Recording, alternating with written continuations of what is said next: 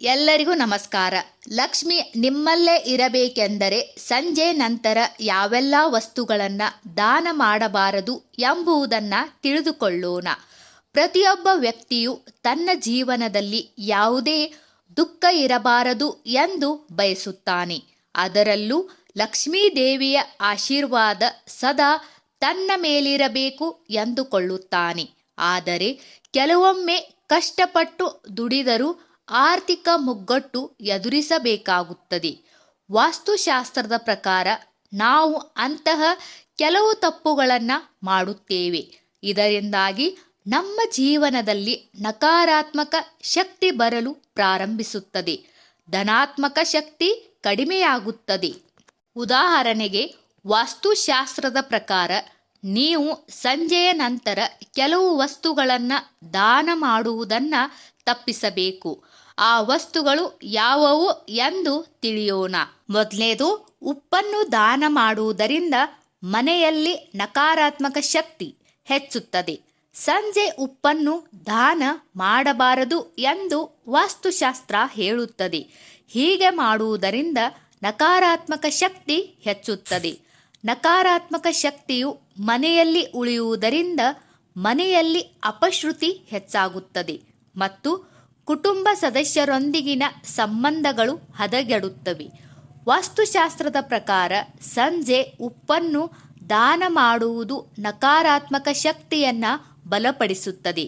ಇದು ಪ್ರಗತಿ ಮತ್ತು ಸಮೃದ್ಧಿಗೆ ಅಡೆತಡೆಗಳನ್ನು ಸೃಷ್ಟಿಸುತ್ತದೆ. 2. ಈರುಳ್ಳಿ ಮತ್ತು ಬೆಳ್ಳುಳ್ಳಿಯನ್ನು ದಾನ ಮಾಡುವುದರಿಂದ ಸಂಬಂಧಗಳು ಹಾಳಾಗುತ್ತವೆ. ವಾಸ್ತುಶಾಸ್ತ್ರದ ಪ್ರಕಾರ ಬೆಳ್ಳುಳ್ಳಿ ಮತ್ತು ಈರುಳ್ಳಿಯನ್ನು ತಾಮಸಿಕ ಆಹಾರವೆಂದು ಪರಿಗಣಿಸಲಾಗುತ್ತದೆ ಮತ್ತು ಅವು ಕೇತು ಗ್ರಹಕ್ಕೆ ಸಂಬಂಧಿಸಿವೆ. ಸಂಜೆ ಈರುಳ್ಳಿ ಮತ್ತು ಬೆಳ್ಳುಳ್ಳಿಯನ್ನು ದಾನ ಮಾಡುವುದರಿಂದ ನಿಮ್ಮ ಜೀವನದ ಮೇಲೆ ಕೇತು ಗ್ರಹದ ನಕಾರಾತ್ಮಕ ಪರಿಣಾಮ ಬೀರುತ್ತದೆ. ಇದರಿಂದ ನಿಮ್ಮ ಕೆಲಸವು ಹಾಳಾಗಬಹುದು. ಸಂಜೆ ಈರುಳ್ಳಿ ಮತ್ತು ಬೆಳ್ಳುಳ್ಳಿಯನ್ನು ದಾನ ಮಾಡುವುದರಿಂದ ವ್ಯಕ್ತಿಯ ಜೀವನದ ಮೇಲೆ ಕೇತುವಿನ ಋಣಾತ್ಮಕ ಪರಿಣಾಮ ಬೀರುತ್ತದೆ ಮತ್ತು ಅವನ ಸಂಬಂಧಗಳು ಹದಗೆಡಲು ಪ್ರಾರಂಭಿಸುತ್ತವೆ. 3. ಸಂಜೆ ಅರಿಶಿನವನ್ನು ದಾನ ಮಾಡುವುದರಿಂದ ಗುರು ದುರ್ಬಲವಾಗುತ್ತಾನೆ.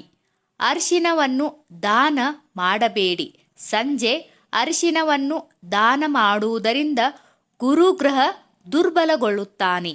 ಅರಿಶಿನವನ್ನು ಗುರುವಿನ ಅಂಶವೆಂದು ಪರಿಗಣಿಸಲಾಗುತ್ತದೆ ಮತ್ತು ಸೂರ್ಯಾಸ್ತದ ನಂತರ ಅದನ್ನು ದಾನ ಮಾಡುವುದು ನಿಮ್ಮ ಜಾತಕದಲ್ಲಿ ಗುರುವಿನ ಮೇಲೆ ನಕಾರಾತ್ಮಕ ಪರಿಣಾಮ ತರುತ್ತದೆ.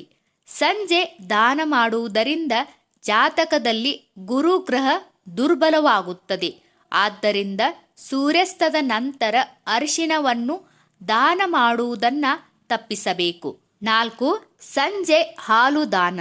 ಸೂರ್ಯಾಸ್ತದ ಸಮಯದಲ್ಲಿ ಹಾಲು ದಾನ ಮಾಡುವುದು ಮಂಗಳಕರವೆಂದು ಪರಿಗಣಿಸಲಾಗುವುದಿಲ್ಲ, ಏಕೆಂದರೆ ಹಾಲು ಚಂದ್ರನಿಗೆ ಸಂಬಂಧಿಸಿದೆ ಮತ್ತು ಸೂರ್ಯಾಸ್ತದ ಸಮಯದಲ್ಲಿ ಸೂರ್ಯನು ದುರ್ಬಲನಾಗಿರುತ್ತಾನೆ.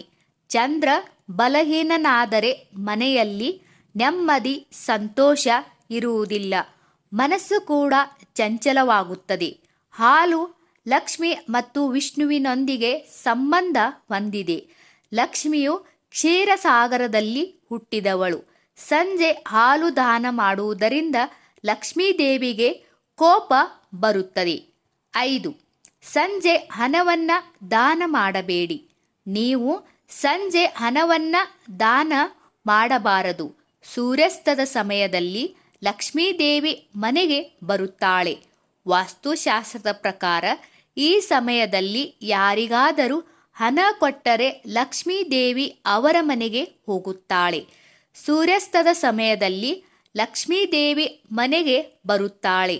ಅಂತಹ ಪರಿಸ್ಥಿತಿಯಲ್ಲಿ ನೀವು ಇತರರಿಗೆ ಹಣವನ್ನು ನೀಡಿದರೆ ಲಕ್ಷ್ಮೀ ದೇವಿಯು ಅವರ ಮನೆಗೆ ಹೋಗುತ್ತಾಳೆ ಎಂಬ ನಂಬಿಕೆ ಇದೆ. ಈ ವಿಡಿಯೋದಲ್ಲಿರುವ ಎಲ್ಲ ಮಾಹಿತಿ ನಿಮಗೆ ಇಷ್ಟವಾದರೆ ದಯವಿಟ್ಟು ನಮ್ಮ ಚಾನಲ್ ಸಬ್ಸ್ಕ್ರೈಬ್ ಮಾಡಿ, ವಿಡಿಯೋಗೆ ಲೈಕ್ ಮಾಡಿ, ವಿಡಿಯೋನ ಶೇರ್ ಮಾಡಿ. ಎಲ್ಲರಿಗೂ ಧನ್ಯವಾದಗಳು.